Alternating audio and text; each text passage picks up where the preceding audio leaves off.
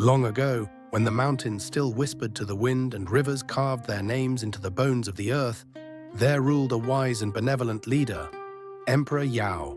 His reign was a golden age. Crops thrived, the stars seemed steady in their paths, and harmony guided his people's days. Yet, within the walls of his palace, there was unrest. His only son, Danju, a boy of fierce spirit and untamed pride. While Yao ruled with calm thought and reason, Danju's heart burned like wildfire. He was quick to anger, reckless with words, impatient to act. One morning, as the mist coiled around the courtyard stones, Yao watched Danju from afar. The prince sat alone, tossing pebbles across the tiles, his face twisted in frustration. Servants avoided him. Tutors gave up on lessons. The boy could master the bow, the sword, and the horse, but not himself. That night, Emperor Yao sought counsel in solitude. He gazed at the stars, their infinite order reflected in the still water of his basin. Then it came to him, not through decree or punishment, but through pattern. "If my son cannot find balance in words," he murmured, "perhaps he will find it in stones." The next morning, Yao summoned the finest craftsman in the empire and commanded him to shape a board of polished wood. Upon it, he ordered a grid carved, 19 lines by 19 lines, stretching like a map of heaven and earth. The craftsman bowed and worked for days until the surface gleamed like the morning sky. Then Yao gathered small stones from the riverbank, some black as midnight, others white as bone.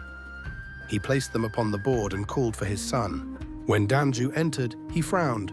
"Father, what is this game of pebbles?" "It is no game," Yao said softly. "It is a mirror." He took a black stone and placed it near the center. "This is the beginning," he said. "Every stone you place will shape what follows.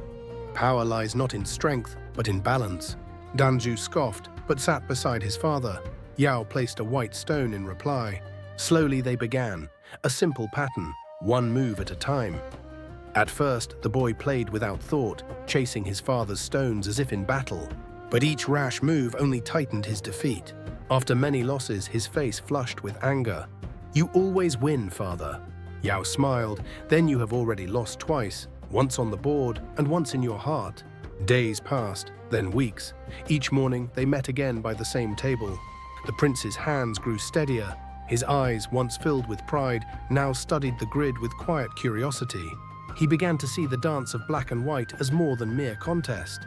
He learned that a stone placed far from others might live or die depending on support, just as a ruler's decisions depended on the harmony of his people. He learned that sometimes it was wise to yield, to let go of one battle to win the greater whole. He learned that the board was life itself, every move shaping destiny. And slowly, Emperor Yao's son changed. His temper softened. His pride gave way to patience.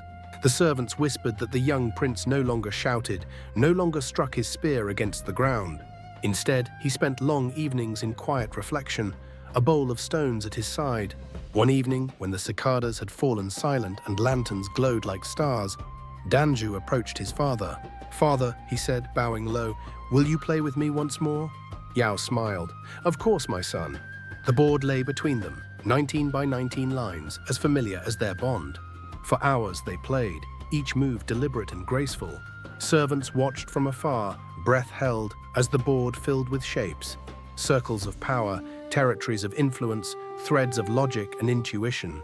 When the final stone was placed, Yao looked down and nodded. "You have seen the way," he said. "Victory is not in conquest, but in understanding." Danju bowed deeply. Then the lesson was never about winning. "No," Yao said, "it was about seeing, about balance, between chaos and order, between pride and humility." Years passed. Danju grew wise and kind, ruling with the same patience that once guided his father. The board remained in the palace courtyard, worn smooth by countless games. And as time carried their story into legend, the game itself, once born from a father's love and a son's awakening, spread beyond the palace walls, beyond the empire, beyond centuries. People called it Weiqi, the game of surrounding, the board of balance. In Japan, it became Go, in Korea, Baduk. But no matter its name, the spirit remained unchanged, a dialogue between order and chaos, wisdom and emotion, life and death, played not just on wood and stone, but within the human heart. And so, when we sit before the grid and place the first stone, we honor that moment under ancient skies. The emperor, the sun, the lesson of balance, all echo still in the rhythm of the game. For every move in Go is a whisper of that first teaching. That wisdom begins not in victory, but in stillness. That harmony can be built, one stone at a time.